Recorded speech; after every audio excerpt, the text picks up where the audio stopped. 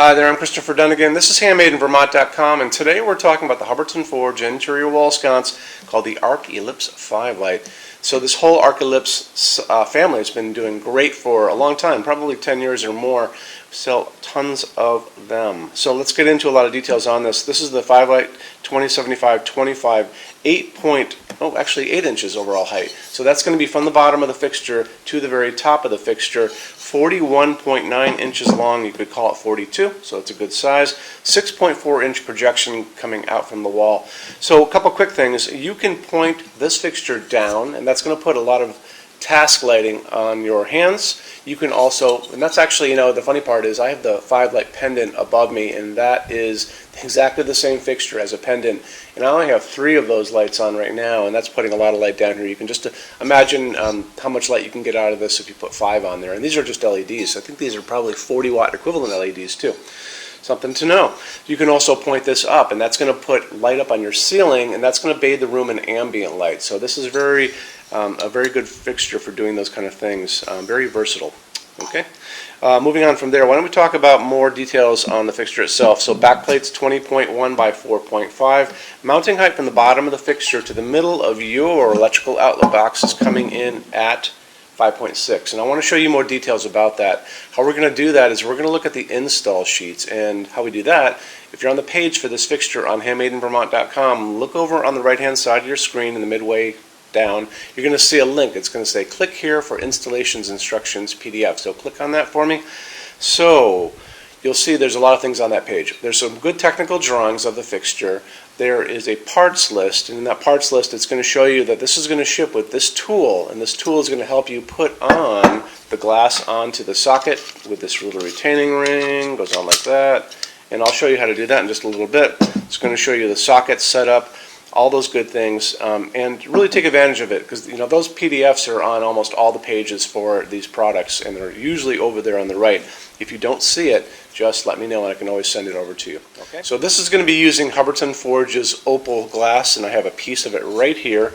So if you're not familiar with Hubbardton Forge's glass, it's all handmade, all hand blown, and a lot of people think, oh, it's just a piece of white glass. It is well beyond a piece of white glass, so I'm going to walk you through the details on that. So when you look at it to begin with, you're going to notice there are actually layers of glass here. So how they do this is they blow a clear piece of glass first, then they come back in and they blow a white piece of glass in the middle of it, so that's where your layers come from. After that, they come back and they sandblast the whole thing, and it's going to give you this milky white, semi-transparent, it's actually opaque, you're not going to see the bulbs, but it's going to be this milky white, kind of glowing, soft white. It's a really beautiful piece of glass, and that's the beauty of Hubbardton Forge, is they really pay attention to the little tiny details that most people are going to miss, but they all add up to an amazing piece. Okay, so we're going to talk about what's inside of this, and then we're going to talk about how to put the glass on the fixture in a second. You're going to notice it's going to ship with this. This is a medium base socket, and that medium base socket's going to let you go up to 60 watts for an incandescent. This is a A19. I'm going to show you what an A15 is too, because these are 2 bulbs sizes that can fit into this. This one's an LED, this is an incandescent. This is an LED, which can also go into this, and we're going to kind of sort this all out right now. So your max is going to be the heat generated by this for an incandescent, okay? So we'll put this aside for a second.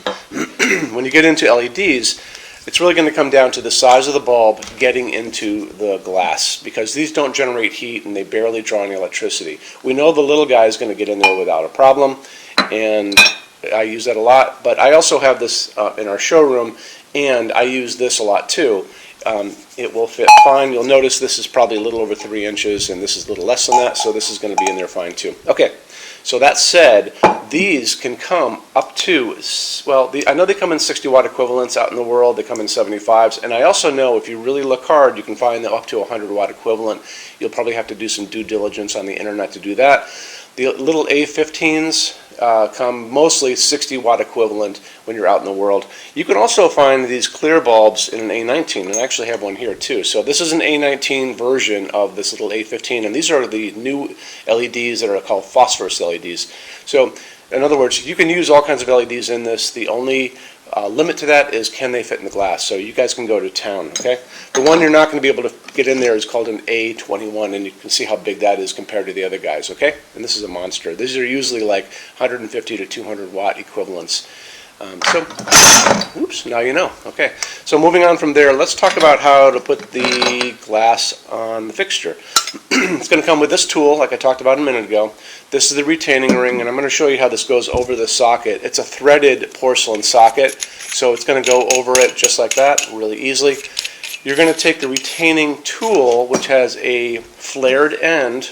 Actually, this is the flared end I want to use, and it accepts this without a problem. See how that just pops right in there? And you're basically just going to put the glass on it, and you're just going to use the tool as a proxy for your hand, and you're going to just gently screw the retaining ring over the socket, righty-tighty, lefty-loosey, you guys know that. And then when you're done, the ring will be on, the glass will be on your fixture, and you're good to go, okay?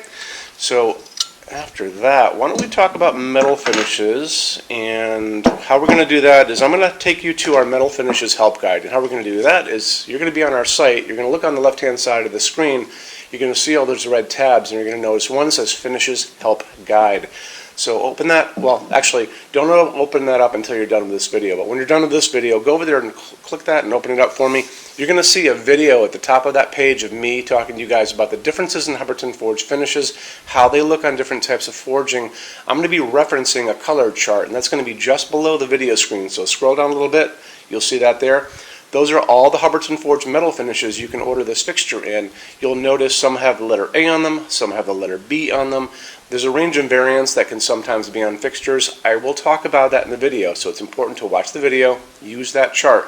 When you're done with all that, come back down to the chart, and you can click on any of those pictures. If you want to see a bunch of Hubbardton forged stuff in dark smoke, click on dark smoke. Want to see it in vintage platinum, a bunch of stuff there, click on that. This is a great way for you to kind of bring a showroom into your home and see a lot of things from Hubbardton Forge in different finishes. Best opportunity you have, okay? So after that, why don't we talk about our showroom. Our showroom in Vermont has over 350 Hubbardton Forge fixtures spread across 2 floors. We have a what's on display page on our website. It's back in the red tabs. There's a lot of good info over there, so check that stuff out. That we are adding to that thing all the time. So we'll probably have more than 350 at this point, and there's probably stuff in the showroom that's not even on there yet. Our showroom is open every day except Sunday from 11 to 6, and we have a clearance center. So clearance center stuff is 75% off MSRP. It's returns, discontinued things, and showroom samples. Amazing deal for you. If you are going to come visit our showroom, do me a favor. Measure everything you can think of. So measure ceiling heights, measure counters, measure distances between junction boxes on walls to ceiling, on wall to floor, wall to window, if you guys are doing sconces. If you're doing pendants over a kitchen island, measure the distance between the junction boxes and the ceiling, because that's going to make a big deal when you guys come in and we talk about stuff. Measure widths of dining tables. I want to know about that kind of thing. And then if you have an iPad or some tablet laying around, take pictures of everything and then bring that with you, and we can kind of scroll through the pictures together and see exactly what you guys are doing, and I can help you with your choices, okay? Also bring a big SUV, a good size SUV, because the boxes for clearance things tend to have been they're packed for shipping, then those boxes tend to be a little on the bigger side, okay? When you buy your Hubbardton Forge fixtures from HandmadeInVermont.com, shipping is free to every state except Alaska and Hawaii. There's no tax if you ship out of the state of Vermont, and we're the only dealer with 90-day returns and no restocking fees. No one else does that. Some larger items and custom things are non-returnable. We will always tell you on the page if that is the case, so just take notice of those kind of things. We also offer a rush program. For Hubbardton Forge to give you all the metal finish options, they don't stock. So it generally takes them about 3 to 4 weeks to get product out. We can cut that time in half, and it's super inexpensive. If you guys want to know more about that, just email me at sales@HandmadeInVermont.com, and we spell out the word Vermont, or you can call me 802-446-2400, and I can tell you more about it. So I'm here every day except Sunday from 10 a.m. to 6 p.m. Eastern Time, and our showroom, like I said, is open from 11 to 6 every day except Sunday. Okay? Any questions, let me know, and you guys have a great day. Thanks for stopping in. Bye-bye.